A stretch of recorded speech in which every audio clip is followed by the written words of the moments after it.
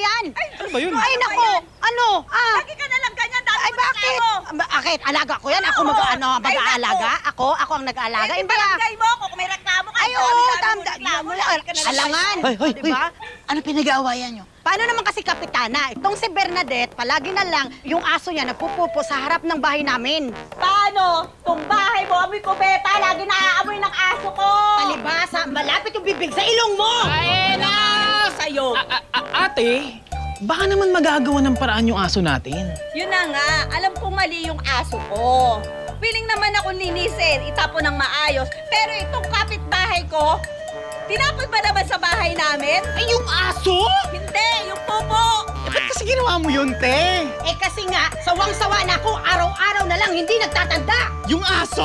Hindi, itong si Bernadette, kung hindi niya makontrol yung aso niya, ikulong niya sa loob ng bahay para hindi nakakalabas. Pero mali pa rin yung ginawa mo. Oo nga. Dapat, hindi mo tinapon yung pupo sa labas ng bahay ni ate para lang makaganti ka. Teka, Kapitana, anong solusyon? Paano ba i-dispose ng tama yung mga dumi ng aso? Simple lang. Kumuha ka ng dustpan. Maghakot ka ng lupa, lagay mo sa dustpan. Tapos, kunin mo yung pupo ng aso, tapos takpan mo uli ng lupa yung pupo. Tapos humanap ka ng mga basurahan dyan. Kapitana, ang gandang project niyan! Tama! Kaya ikaw, tuwing umaga, maghanap ka na ng pupo ng aso, kumuha ka ng dustpan at gawin mo yung sinabi ko. Ikaw magtapo ng mga pupo ng aso sa basurahan, okay? Parang ang ganda nga nun ah! Ganda, di ba? Oo. Deserve mo yan. At kayo naman, mga nanay, naku, magbati naman kayo. Huwag niyong patagalin yung away na yan, ha? Anyway, may bago na tayong solusyon. Alagaan mo yung aso mo. Pasensya na po. Sorry din, Kapmars. Pasensya na ha. Oy, very good. Love you, love you. Salamat po. Okay, bye-bye. Salamat. Let's go, Kapitana. Huwag nyo nang uulitin yun. Love-love lang kayo, ganyan lang. Diba? Ang Sa saya. susunod ha, sa susunod yung... Diba para akong fairy godmother doon? Good luck sa'yo, Apo. Patnubayan ka ng Diyos.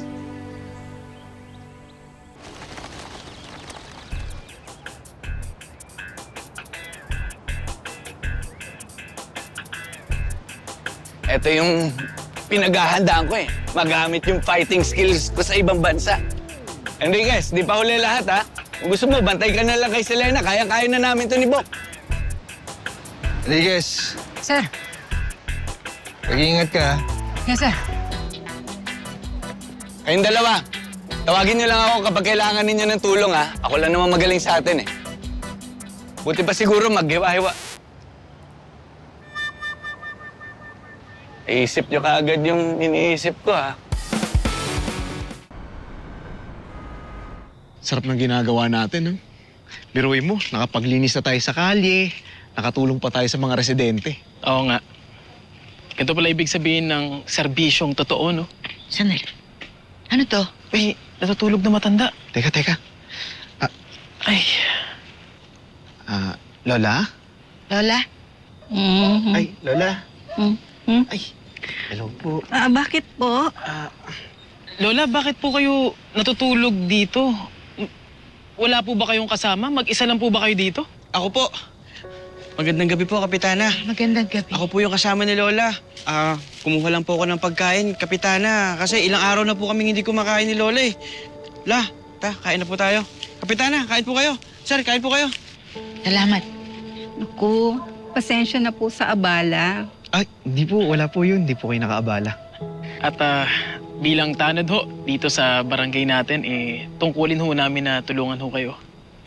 Lola, anong maitutulong namin sa inyo? Kapitana, nasalanta po kasi ng bagyo yung bahay po namin eh. Yung ibang gamit naman po namin, Kapitana, inalod na po ng baha. Sana po, mabigyan niyo po kami ng matutuluyan. Kahit pansamantala lang po, Kapitana. O sige, sa barangay hall muna kayo manahan, ha? Habang inaayos namin yung bahay ninyo. Talaga po, Kapitana? Naku, maraming salamat po, Kapitana. Salamat po, Kap. Tara ho, tulungan ko na ho kayo ayos ng gamit. Sige po, salamat po. Sige po. Salamat po, Salamat po. Kapitana. Oo, Lola. Kapitana, Sige, salamat po. Sige. Kapitana, di po kayo sama? Uuwi muna ako sa bahay. Titingin ako ng mga pagkain.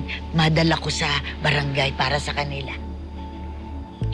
Kapitana, ang bait mo talaga. Ay, naalala ko kasi si Bobby. Bakit po? Tumira kayo sa bangketa? Kung walang tumulong sa amin, malamang hanggang ngayon nasa bangketa kami.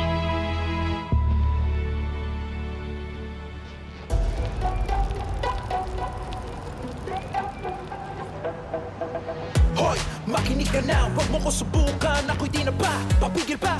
Bawat galaw mo'y alam ko na, di mo na ako maluloko pa. Babe, halika rito. Saan ka tatakbo? Wala ka ng silong, ako ang dulo mo. Tahimik lang ako, pero bantay sa lakay. Di mo ramdam, pero ako ang patay sindi. Mabilis kong umatake, wala nang babala. Kapag kumilos na, wala ka na. Takbo, takbo, saan ka tatakbo? Hawak ko ang laro, yun ang oras mo. Takbo, takbo, saan ka tatakbo? Huwag kang aatras, kamis hanggang dikit. Halata, ika'y kabado, bawat kilos mo'y asidado. Lagot ka, ika'y kontrolado. Mag-ingat-ingat ka na ako, delikado. Kahit bumiti ka, kita ko ang takot. Boses kay paulit na bumubulong sa'yo. Wala kang laban, huwag kang magkunwari. Ako ang rason, di mahimbing yung gabi. Tahimik lang ako, pero bantay sa lakay. Di mo ramdam, pero ako ang patay sindi. Mabilis kong umatake, wala nang babala. Kapag kumilos na, wala ka na. Takbo, takbo, saan ka tatakbo? Hawak ko ang laro, ngayon ang oras mo. Takbo, takbo, saan ka tatakbo? Marcos!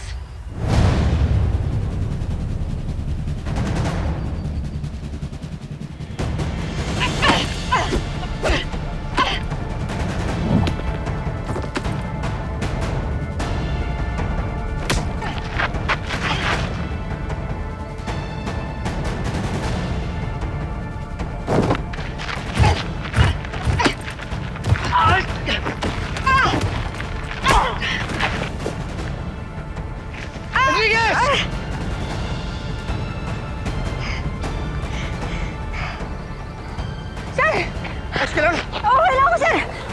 Ang muli masyado sila, punta, bilis!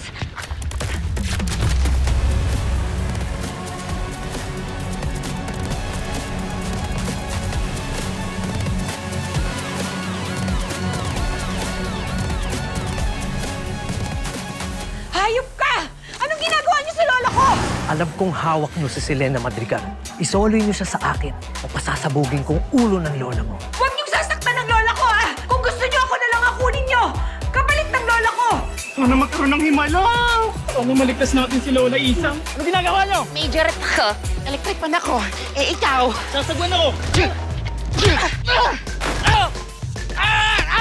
Boss, bibiro lang ako! Isang oras, kung hindi, paglalamayan niyang lola mo. Marcos, hindi ko kaya yun. Eh, di dalhin niyo na ako sa kanila. Hindi niyo naman hahayaan na may mangyaring masama sa akin, di ba? Takbo, takbo, saan ka tatakbo? Hanggang dikit.